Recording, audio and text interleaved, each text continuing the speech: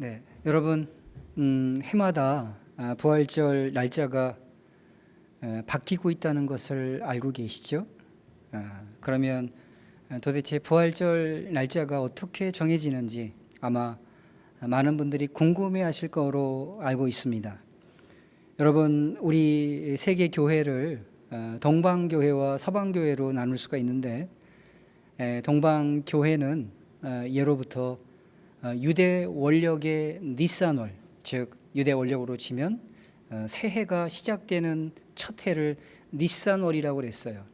우리 요즘에 이 계산으로 치면 한 3월 중순에서 4월 중순 정도 되는 기간입니다. 그래서 이 니산월 14일을 부활절로 지키고 서방교회, 즉 개신교와 이게 캐톨릭이 있는 서방교회는 니산월 14일 바로 다음에 있는 주일을 부활절 절기로 지키게 되었습니다. 그런 차이 때문에 사실 오랜 세월 동안 동방교회와 서방교회는 동일하게 부활하신 예수님을 믿고 고백함에도 불구하고 그들은 같은 날 부활절을 기념하는 예배를 드릴 수가 없었습니다. 그런데 지금으로부터 20년 전인 2001년 동방교회와 서방교회가 지키는 부활절 날짜가 우연하게도 4월 15일로 일치되는 기회가 생겼습니다. 이것을 미리 알게 된 교회의 지도자들이 1996년 시리아의 유서 깊은 도시 알레포에 모여서 부활절을 함께 드리기 위한 회의를 소집을 했습니다. 그리고 그 회의를 통해서 한 합의점에 도출이 되게 됐는데, 그 합의된 것이 뭐냐 하면 이제 앞으로는 부활절을 춘분 3월 20일이나 21일이 되겠죠. 3월 21일이 지난 음력 보름 바로 다음 주일을 함께 부활절로 지키자, 그런 합의를 도출하게 됩니다. 그래서 2001년 이후로부터 우리 동방교회와 서방교회가 이렇게 함께 부활절을 기념하게 되었습니다. 여러분, 이렇게 계산된 부활절 바로 앞줄을 우리는 뭐라고 말하냐면 보통 종료주일이다, 그렇게 얘기를 해요. 그래서 오늘이 바로 종료주일이 되겠습니다. 그리고 이 종료주일과 부활주일 사이에 있는 한 주간 6일을 우리는 고난주간이다, 그렇게 이야기를 하지 않습니까? 그리고 바로 이 고난주간을 통해서 우리는 예수님이 우리 죄 때문에 어떻게 십자가 위에서 고난을 당하셨는지를 묵상하고 우리의 삶을 돌아보며 예수님의 은혜에 우리의 마음을 조정하는 시간을 갖게 되는 것입니다. 그런데 오늘 본문을 보면 예수님께서 바로 이 종료 주일 바로 다음 날 하신 일이 서성하게 소개되고 있습니다. 자, 우리 12절을 보니까 이튿날, 바로 종료주일 바로 이튿날이니까 월요일이 되겠습니다. 그들이 베다니에서 나왔을 때에 예수께서 시장하신지라 멀리서 잎사귀 있는 한 무화과 나무를 보시고 곧 그 나무에 무엇이 있을까 하여 가셨더니 가서 보신즉 잎사귀 외에 아무것도 없더라. 이는 무화과의 때가 아님이라. 예수님께서 허기를 느끼셨어요. 그래서 요즘으로 치면 간식을 좀 드시고 싶으셨습니다. 그래서 가까이에 있는 잎이 무성한 무화과를 찾으셨는데, 안타깝게도 그 무화과 나무는 잎은 무성했지만 예수님이 따서 드실 열매는 맺지 못했던 것입니다. 그러자 예수님께서 이렇게 말씀하십니다. 14절을 보실까요? 예수께서 나무에게 말씀하여 이르시되 이제부터 영원토록 사람이 내게서 열매를 따먹지 못하리라 하시니 제자들이 이를 듣더라.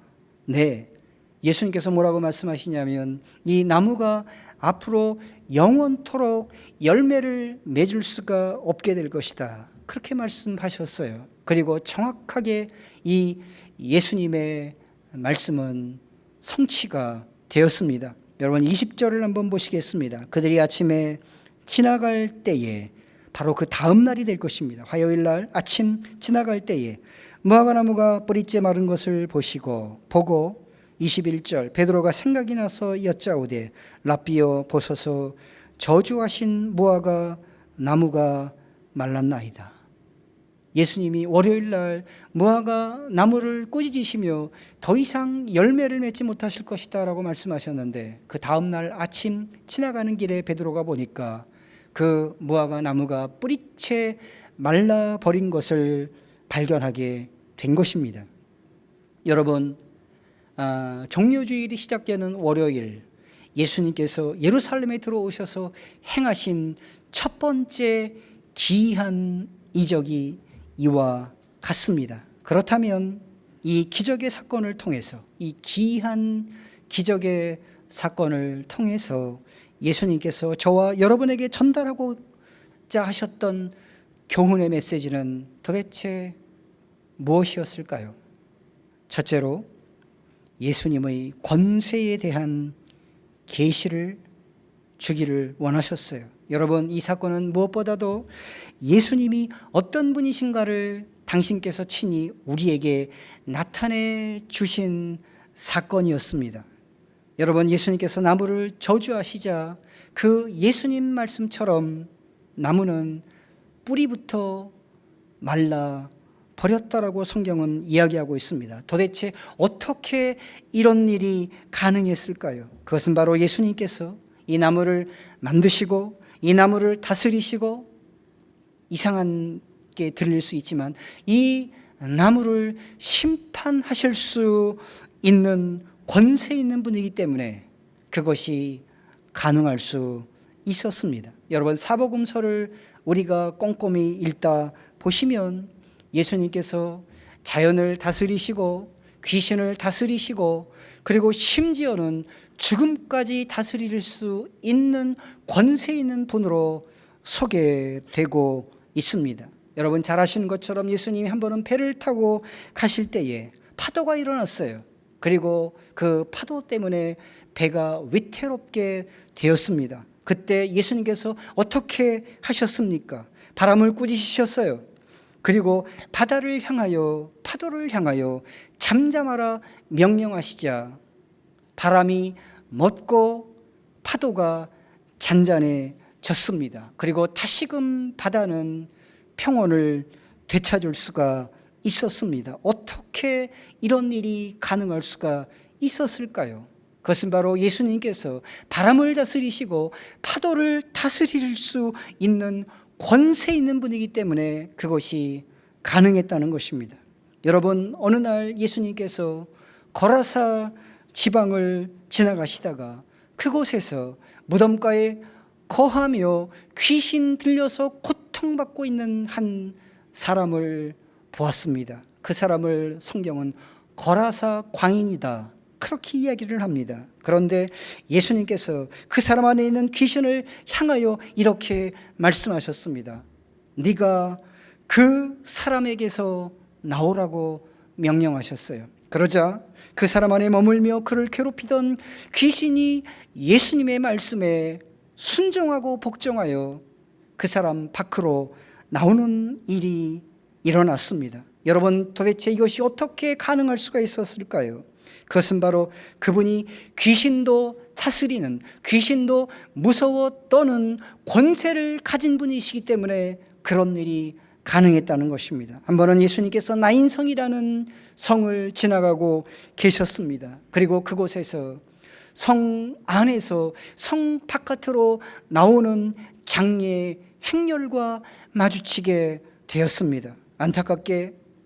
안타깝게도 그 관에 누워있던 사람은 그 성에 사는 가난한 과부의 하나밖에 없는 젊은 아들이었습니다. 예수님께서 그 여인을 불쌍히 여기셨어요. 그리고 그 장례 행렬을 멈추게 하셨어요. 그리고 이렇게 말씀하셨습니다. 청년아, 일어나라. 그러자 관에 누워있던 시체가 예수님의 그 말씀을 듣고 벌떡 일어나는 역사가 벌어졌습니다. 이것이 어떻게 가능할 수가 있었을까요?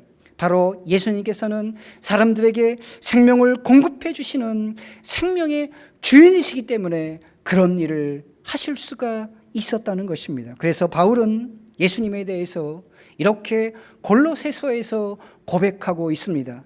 여러분, 저와 함께 골로새서 1장을 한번 열어보시기 바랍니다. 골로새서 1장 15절부터 보시면, 그는 보이지 아니하는 하나님의 형상이시요 모든 피조물보다 먼저 나신 이시니 16절 주목해 들어보시기 바랍니다. 만물이 그에게서 창조되되, 만물이 예수 그리스도로부터 창조되되 하늘과 땅에 있는 보이는 것들과 보이지 않는 것들과 혹은 왕권들과 주권들이나 통치자들이나 권세들이나 만물이 다 그로 말미암고 그로 말미암아 창조되었다는 것입니다. 그를 위하여 창조되고, 17절 또한 그가 만물보다 먼저 계시고 만물이 그 안에 함께 섰느니라. 18절 같이 한번 한 목소리로 읽어보도록 하겠습니다. 18절 다 같이 읽습니다. 시작. 그는 몸인 교회의 머리시라. 그가 근본이시요 죽은 자들 가운데서 먼저 나신 이시니 이는 친히 만물의 으뜸이 되려 하심이요. 네, 여기 보시면 예수님이 어떤 분인가가 소개되고 있습니다. 예수님께서 한마디로 말씀하면 만물을 창조하실 뿐만 아니라 지금도 그 만물을 다스리고 계시다는 것입니다. 예수님은 이 땅을 창조하셨어요. 그리고 저와 여러분을 창조하셨습니다. 그분은 창조의 주님이십니다. 그런데 그뿐만 아니라 예수님께서는 죄로 오염된 이 세상, 죄로 더러워진 우리를 깨끗게 하시고 우리에게 새로운 생명을 주시는 구원자시라고 성경은 말하고 있습니다. 그리고 그분은 지금도 그분의 권세와 능력으로 이 세상을 다스리고 계세요. 우리를 다스리기를 원하고 계시다는 것입니다. 그리고 마침내 먼 훗날 그분은 저와 여러분의 삶을 평가하실 것입니다. 마치 무화과 나무를 평가하시고 그 무화과 나무가 열매를 맺지 못하는 것을 인하여 예수님께 심판을 받은 것처럼 우리도 언젠가 심판대 앞에서 예수님 앞에서 평가를 받게 될 날이 다가오게 될 것입니다. 사랑하시는 성도 여러분, 우리가 예수님이 우리의 창조주이시고 우리의 구원자이시며 그리고 우리를 다스리시는 왕이심을 안다면, 그리고 그분을 그렇게 고백한다면 우리는 어떻게 살아야 할까요?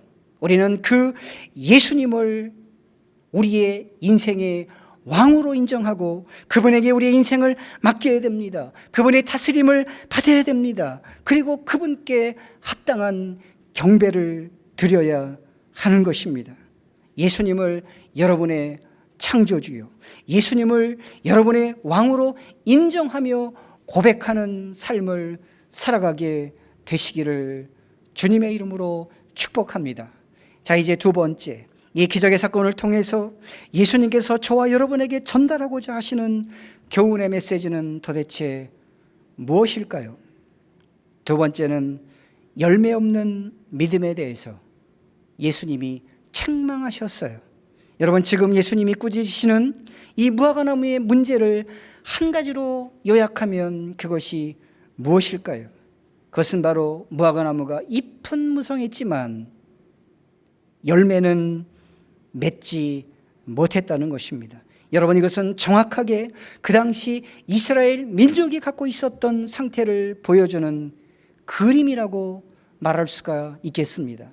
여러분, 구약 성경을 읽어보시면 무화과나무는 대체적으로 이스라엘 민족을 상징하는 나무였어요.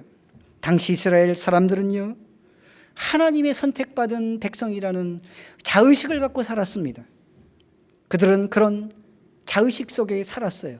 나는 하나님의 선택받은 이스라엘 백성 중에 한 사람이다 라고 생각하며 살았어요. 그러나 그들은 하나님의 선택받은 백성에 걸맞는 삶은 결코 보여주지 못했습니다.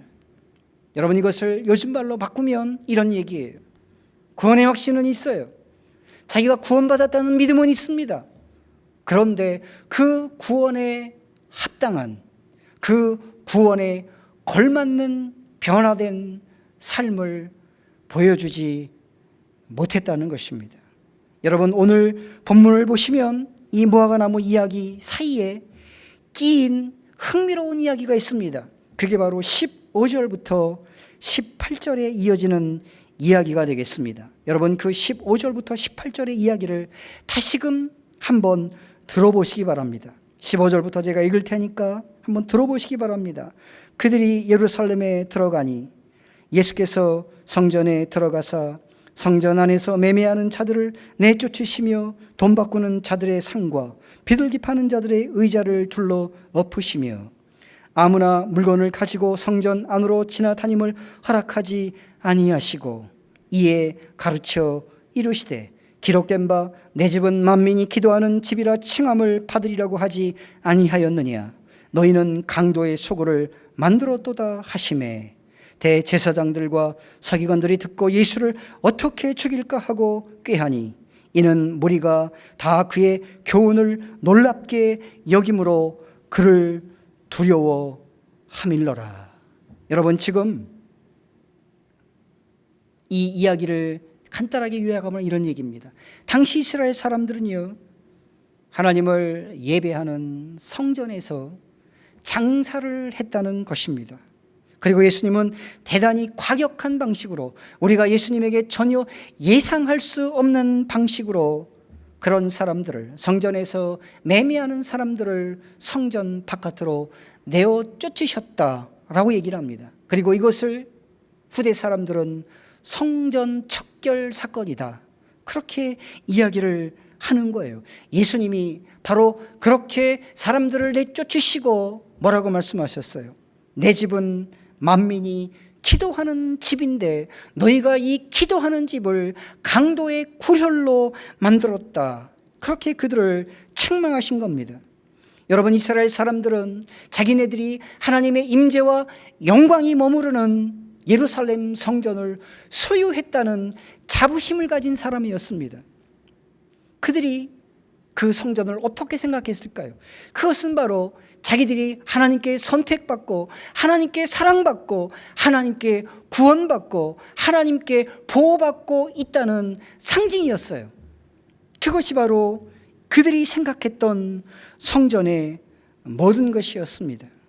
그런데 여러분, 그 당시 이스라엘 백성들은 바로 그 성전을 통해서 하나님께 선택받고 하나님께 보호받고 하나님께 구원받은 백성이라는 자의식은 있었지만 그들은 정작 하나님을 향한 진실된 마음은 잃어버리고 말았습니다.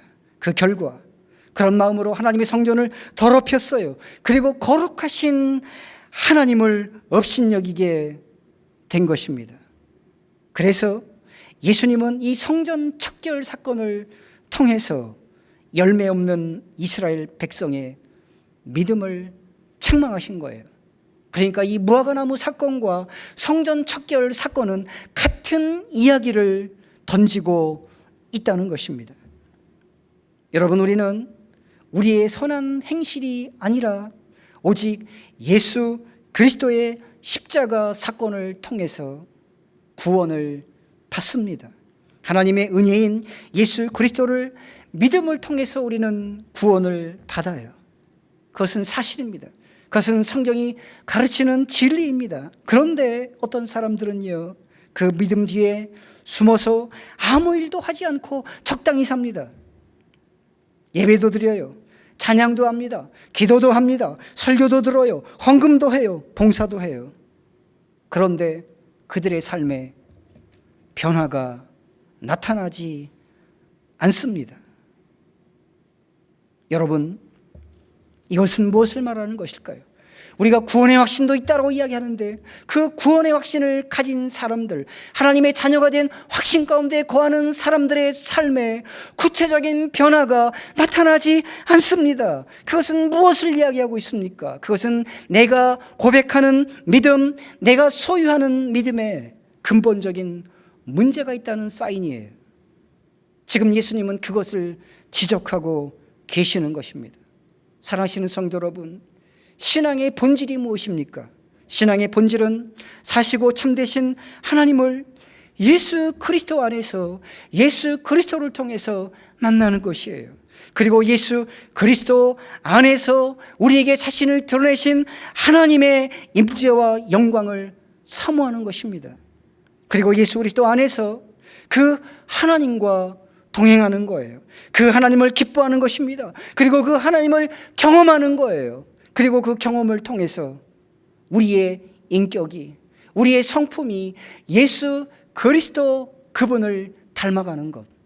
여러분, 그것이 신앙의 모든 것입니다. 만일 우리의 믿음이 우리 안에서 이런 일들을, 이런 영적인 일들을 일으켜내지 않는다면, 우리의 믿음이 이것들을 드러내지 아니한다면 예수님으로부터 준엄한 책망을 받기 전에 우리는 우리의 믿음을 돌이켜 살펴볼 필요가 있는 것입니다. 그리고 예수님은 바로 이 무화과나무 사건을 통해서 우리에게 이것을 교훈해 주시는 것입니다.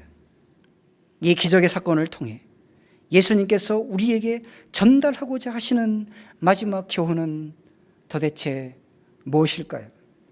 세 번째, 열매 맺는 삶에 대한 도전을 주기를 원하셨어요. 여러분, 예수님께서는요, 믿음뿐만 아니라 삶의 열매가 얼마나 중요한지를 계속해서 강조하셨어요. 여러분, 복음서를 펼치시고 복음서에 갈피갈피에 적혀있는 이 예수님의 교훈의 메시지를 들어보시기 바랍니다. 하나님이 우리를 사랑하시고 그 사랑으로 우리를 선택하시고 그 선택에 의해서 우리를 구원하신 목적이 무엇일까요? 그것을 사람들은 하나님의 영광이라고 얘기를 합니다. 하나님의 영광을 위해서 하나님이 우리를 선택하셨어요. 그리고 우리를 구원하셨어요. 그것이 바로 하나님이 우리를 구원하신 목적이다. 그렇게 얘기를 합니다. 맞는 소리입니다. 그러나 여러분, 하나님의 영광이 어떻게 드러나게 되는 것일까요? 도대체 우리를 통해서 하나님의 영광이 땅 가운데 드러나는 그 통로는 도대체 무엇일까요? 하나님의 영광이 드러나는 방식은 무엇일까요? 그것은 바로 우리의 삶을 통해서입니다. 우리의 삶에 드러나는 열매, 거룩한 삶의 열매를 통해서 하나님은 그분이 마땅히 받으셔야 할 영광을 취하신다라고 성경은 이야기하고 있는 것입니다. 여러분, 그렇다면 우리의 삶에서 내가 예수님을 믿는 것이 분명하고 내가 하나님의 자녀됨이 분명함에도 불구하고 우리의 삶에 열매가 나타나지 않는 이유, 그 열매가 부족한 이유가 도대체 무엇일까요? 가장 큰 이유 하나를 꼽으라면 저는 오늘 본문에 비추어서 우리가 하나님을 신뢰하지 못하기 때문이라고 말씀드리고 싶습니다. 예수님께서 일요일 예루살렘에 입성하셨어요. 그리고 월요일 날 아침 무화과나무를 저주하셨습니다. 그리고 그 다음 화요일 아침 그곳을 지날 때에 베드로는 매우 흥미로운 상황과 마주하게 됩니다. 다시금 오늘 본문으로 돌아가셔서 20절과 21절을 보겠습니다. 20절, 그들이 아침에 지나갈 때에 무화과나무가 뿌리채 마른 것을 보고 베드로가 생각이 나서 여짜오되 랍비여 보소서 저주하신 무화과나무가 말랐나이다. 베드로는 지금 그 무화과나무가 뿌리채 마른 것을 지켜보고 있습니다. 그리고 이어서 예수님과 베드로 사이에 대단히 의미심장한 대화가 이어집니다. 22절로 24절을 다시 한번 보겠습니다. 22절, 예수께서 그들에게 대답하여 이르시되 하나님을 믿으라. 내가 진실로 너희에게 이르노니 누구든지 이 산도로 들리어 바다에 던져지라 하며 그 말하는 것이 이루어질 줄 믿고 마음에 의심하지 아니하면 그대로 되리라.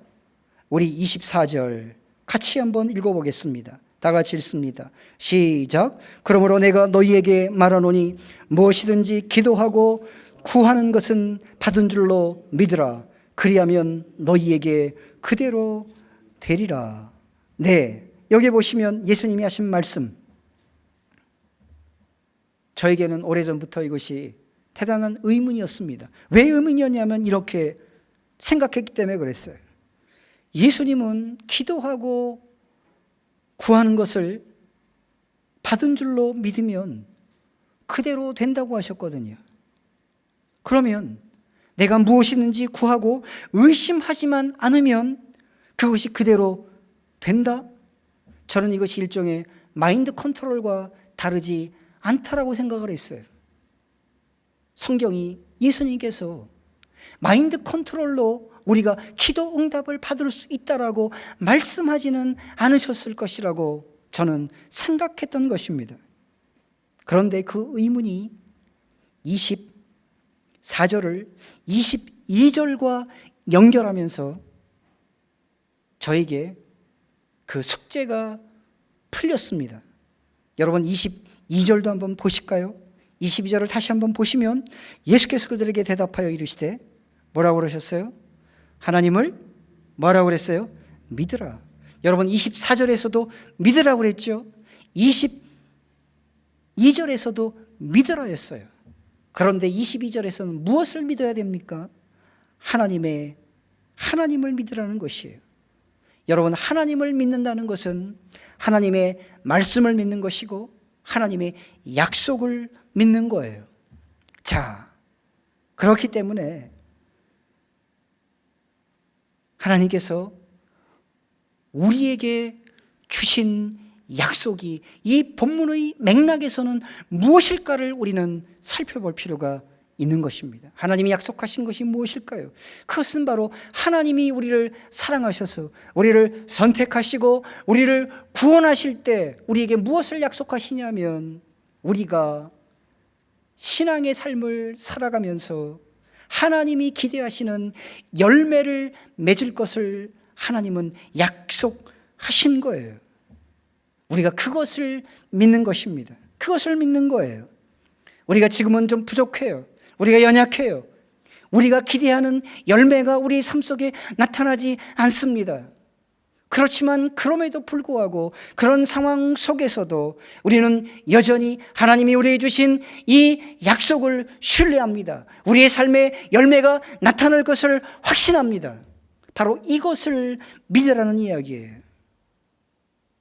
그러면 여러분, 하나님에 대한 이 신뢰, 하나님이 우리에게 주신 이 약속에 대한 신뢰가 우리의 삶에서 어떻게 구체적으로 표현될까요? 24절이 그 표현되는 방식을 우리에게 가르쳐주고 있는 거예요. 예수님이 우리의 믿음이 하나님에 대한 신뢰가 구체적으로 표현되는 방식, 그 삶의 방식이 뭐라고 말씀하고 계십니까? 그게 바로 기도라는 것입니다.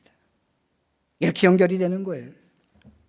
여러분, 우리가 보통 기도하면 우리의 진로를 위해서, 우리의 재정적인 필요를 위해서, 우리의 건강을 위해서, 우리의 자녀를 위해서 기도하는 것들을 생각하기 쉽습니다. 그러나 여러분, 중요한 기도의 내용이 있어요. 우리가 간절함으로 기도해야 될 중요한 기도의 제목이 있는데 그것이 바로 무엇이냐면 우리의 삶에 하나님이 약속하신 신앙의 열매가 맺히도록 우리는 기도할 필요가 있는 것입니다. 우리는 그 기도를 간절함으로 하나님께 아뢰할 필요가 있어요. 그런데 이 기도의 삶에, 우리의 기도의 삶을 방해하는 대단히 중요한 장애물 하나가 있습니다. 여러분, 그게 무엇일까요? 오늘 본문을 보시면 그것이 바로 25절에 나오는데 우리 25절을 한번 보겠습니다. 25절 우리 마지막으로 다 같이 한번 읽어보겠습니다. 다 같이 읽습니다. 시작. 서서 기도할 때에 아무에게나 혐의가 있거든 용서하라. 그리하면 하늘에 계신 너희 아버지께서도 너희 허물을 사하여 주시리라. 여러분, 우리의 기도를 방해하고 우리의 기도를 멈추게 하는 결정적인 장애물 가운데 하나를 예수님은 이렇게 말씀하고 계시는 거예요. 그것은 한마디로 말씀드리면 인간 관계에서 비롯되는 갈등입니다. 그 갈등 때문에 우리가 누군가를 미워해요. 우리가 누군가를 용서하지 못합니다. 그러면 여러분, 그 미움 때문에, 그 용서하지 못하는 우리 마음의 매듭 때문에 우리의 기도가 온전해질 수가 없다는 거예요. 아니, 때로는 우리의 기도가 막혀요. 우리가 그 미움 때문에, 우리가 용서의 문제를 해결하지 못했기 때문에 우리가 더 이상 기도로 하나님 앞에 나아갈 수가 없게 된다는 것입니다. 우리의 기도가 막힐 뿐만 아니라 우리의 기도에 응답하시는 하나님의 은혜가 막힐 수가 있다는 것입니다. 그러면 어떻게 해야 될까요?